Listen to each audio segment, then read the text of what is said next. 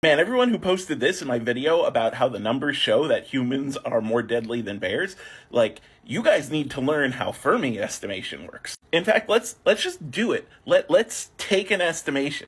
Eowyn Chronicle in the background. So if you take the low rate of homicides times the amount of years that were covered in that bear study, you get 108 million homicides compared to 180 bear attacks. So now people are going to be like, oh, well, we're in contact with people much more often than we're in contact with bears. Fair enough, fair enough. Let's account for that. So there are about 40 bear attacks around the world every year.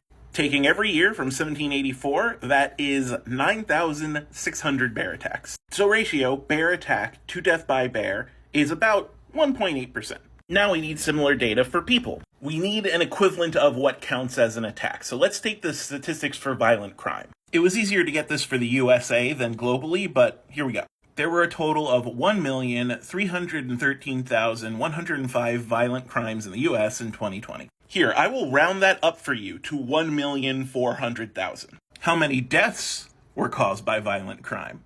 71,335. So I'm going to round that down for you to 70,000. And what happens when we do that, when we take the best possible numbers, rounding up for the amount of violent crimes and down for the amount of deaths? We get 5%.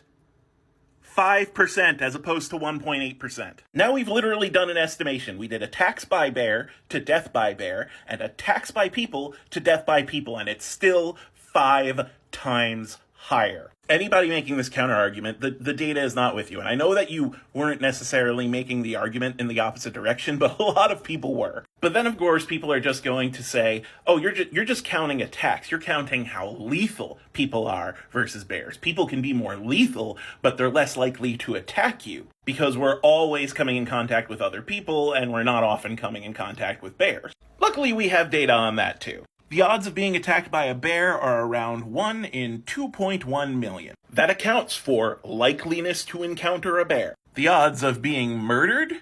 1 in 18,987. Both of those statistics account for frequency of encounter. So now we have evened everything up. We have just calculated the odds, and you can still see it is far more likely to get killed by a person than a bear. Who wants to move the goalposts next?